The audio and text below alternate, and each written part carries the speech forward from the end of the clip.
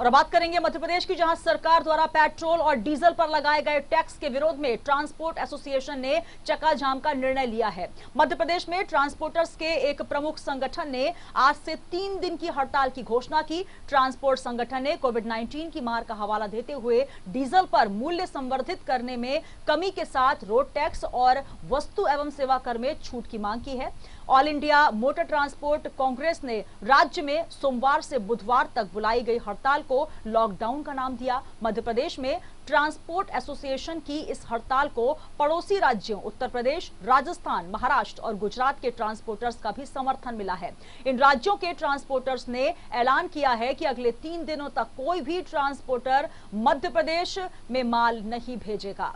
तो मध्य प्रदेश में आज से ट्रांसपोर्ट की हड़ताल है। लगातार सरकार से मांग की जा रही थी। कोविड-19 से लगातार जो पहिए थमे हुए हैं उसको लेकर नुकसान हो रहा है और यही वजह है कि अब तमाम राज्यों के ट्रांसपोर्ट एसोसिएशन भी एकजुट हो गए हैं। हमारे साथ न्यूज रूम से स्टेट हेड राजेश सक्सेना जी जुड़ रहे हैं। राजेश जी, लगातार कोविड-19 का जो कहर है वो हर क्षेत्र में बरपा हुआ है। कोई भी ऐसा एरिया नहीं है जो इससे छूटा हुआ है। लगातार देखा जाए तो लॉकडाउन लगा रहा, बहुत समय हो चुका है लॉकडाउन को और जो पहिए हैं वो थमे हुए हैं। ट्रांसपोर्ट एसोसिएशन भी परेशान है, लगातार सरकार से मांग करता आया है। अब जो हड़ताल का कदम उठाया है उससे कितना असर होता नजर आएगा? बिल्कुल सुनीता, निश्चित तौर पर इसका असर होगा और पिछले 5 महीनों की हम बात करें, लगातार जिस तरह से लॉकडाउन हुआ, फिर अनलॉक होता है, फिर लॉकडाउन होता है, कहीं ना कहीं जो व्यवसाय है, जो व्यापार है, वो लोगों का प्रभावित हुआ है।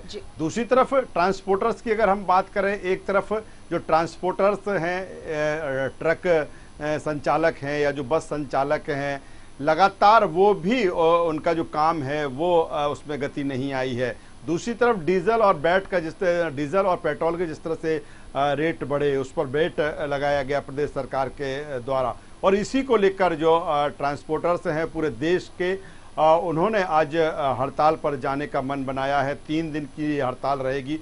मध्य प्रदेश भी इससे प्रभावित है और तकरीबन 4.5 लाख जो ट्रांसपोर्टर्स हैं मध्य प्रदेश के, वो हड़ताल पर रहेंगे और इसके चलते जो अत्यावश्यक चीज़ें हैं, अत्यावश्यक जो वस्तुएं हैं, वैसे भी कोरोना के चलते लगातार हम जब देखते हैं कि लॉकडाउन होता है, फिर संडे के दिन लॉकडाउन है, वैसे भी लोगों को जो अत्यावश्यक चीज़ें हैं, जो वस्तुएं हैं, उसमें भी खरीदने में दिक्कत आती है। और अब ट्रांसपोर्टर से जब हड़ताल पर जाएंगे तो खास तौर पर चाहे वो दूध हो, चाहे सब्जी हो, चाहे फल हो, जो अत्यावश्यक चीज़ें, रोज़मर्रा की चीज़ें हैं लोगों की, वो कहीं ना कहीं प्रभावित होगी। जिस तरह से 5 सूत्री मांगे हैं ट्रांसपोर्टर्स की, पूरे देश की एक साथ मांग है, मध्य प्रदेश के ट्रांसपोर्टर भी उसमें शामिल हैं।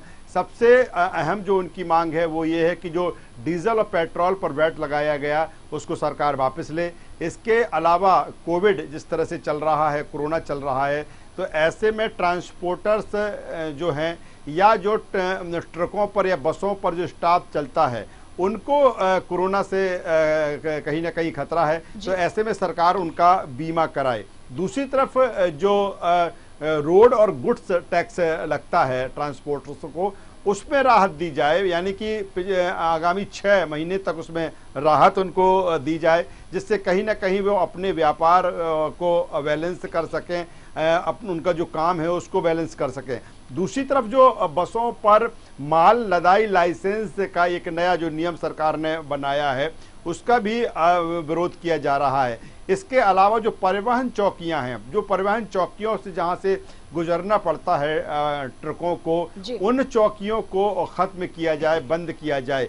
तो ये 5 सूत्री मांगे हैं ट्रांसपोर्टर्स की जो हड़ताल पर आज उसको लेकर है और पूरे देश के साथ ही मध्य प्रदेश के 4.5 लाख ट्रकों के पहिए थमे हुए हैं। राजधानी भोपाल की बात करें तो तकरीबन 1.25 लाख जो ट्रांसपोर्टर्स हैं या जो 1.25 लाख ट्रक हैं उनके पहिए थमे हुए हैं और कहीं ना कहीं इसका असर ज़रूर दिखेगा। खास तौर पर जो आम ज़रूरतों की चीज़ें हैं उस पर ज़रूर दिखेगा, लेकिन अब देखना होगा कि सरकार इस हड़ताल के बाद क्या कुछ डिसीजंस इनके हक में लेती है। बिल्कुल, और राजेश, जिस प्रकार से देखा जाए कोविड-19 की जो वैश्विक महामारी है उस पूरे समय में लॉकडाउन जो पहली बार से शुरू हुआ उसको लेकर जनता कर्फ्यू से जो शुरुआत हुई, लगातार जो ट्रांसपोर्टर्स हैं उन्होंने बाकायदा जो जरूरी चीजें हैं किसी राज्य से लाना है या जहां जहां जिस प्रकार से है वो तमाम सहयोग दिया है, क्योंकि अगर मूलभूत सुविधाएं रुक जाएंगी तो कहीं ना कहीं आम जनजीवन भी अस्त व्यस्त हो जाएगा। एक लंबे समय समय से एक लड़ाई रही है कि किस प्रकार से तमाम चीजों को जो ट्रांसपोर्टर्स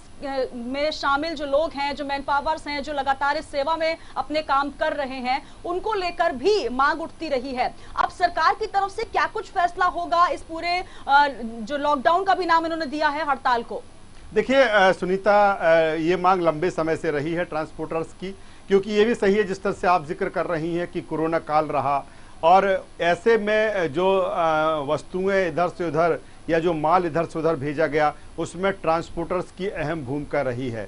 बड़ा संकट देश पर था, अभी भी है। हालांकि जिस तरह से पार्ट 1, पार्ट 2, पार्ट 3 तीन स्टेप में जिस तरह से लॉकडाउन हुआ, फिर बीच बीच में लॉकडाउन हो जाता है, फिर अनलॉक होता है, लेकिन ट्रांसपोर्टर्स के द्वारा जो उनकी सेवाएं हैं, जो उनकी परिवहन की सेवाएं हैं, वो लगातार जारी रही। और यही कारण है कि देश में इतने बड़े संकट के बावजूद लोगों को सामान मिलता रहा।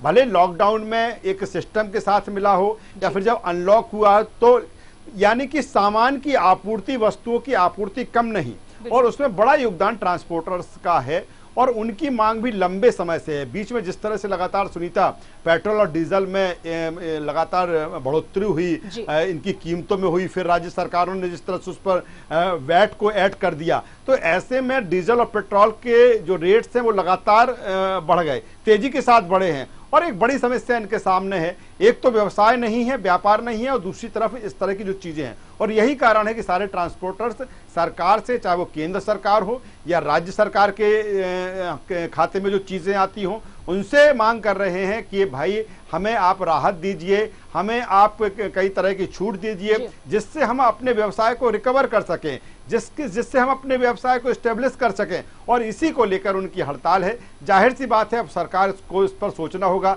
हालांकि सरकार के सामने चुनौतियां भी कम नहीं हैं। जितने भी राज्य सरकारें हैं या मध्य प्रदेश की सरकार हो, खजाना वैसे भी खाली है, और वैसे भी इसके अलावा चाहे आबकारी की हम बात कर लें, चाहे खनिज की हम बात कर लें, या हम परिवहन की बात करें, जो वहाँ से एक अच्छा पैसा आता है, अच्छा राजस्व आता है, वो भी कहीं ना कहीं प्रभावित हुआ है। लेकिन इन बीच में सरकार और ट्रांसपोर्टर्स की जो समस्या है, उनके बीच में सरकार किस तरह का रास्ता निकालती है कि उनका भी काम हो जाए, सरकार का भी काम हो जाए और आम जनता को परेशानी ना हो। देखना होगा इस हड़ताल के बाद सरकार क्या कुछ फैसला लेती है। बिल्कुल, तमाम परेशानियों के बीच एक और चुनौती सरकार के सामने। 1.25 लाख लगभग जो ऑपरेटर्स हैं ट्रक एसोसिएशन के, वो हड़ताल पर हैं और इसको लेकर अब सरकार को भी निर्णय लेना होगा। बहुत शुक्रिया राजेश हमारे साथ जुड़ने के लिए। तो डीजल पर मूल्य संवर्धित कर में कमी के साथ रोड टैक्स और वस्तु एवं सेवा कर में छूट की मांग लगातार ऑल इंडिया मोटर ट्रांसपोर्ट कर रहा है, और इसको लेकर अब 3 दिन की यह हड़ताल है, जिसे लॉकडाउन का नाम भी दिया जा रहा है, और इसको सहयोग मिल रहा है जो तमाम राज्य हैं मध्य प्रदेश से जुड़े हुए। और अब बात करेंगे उमरिया की, जहां से गुजरने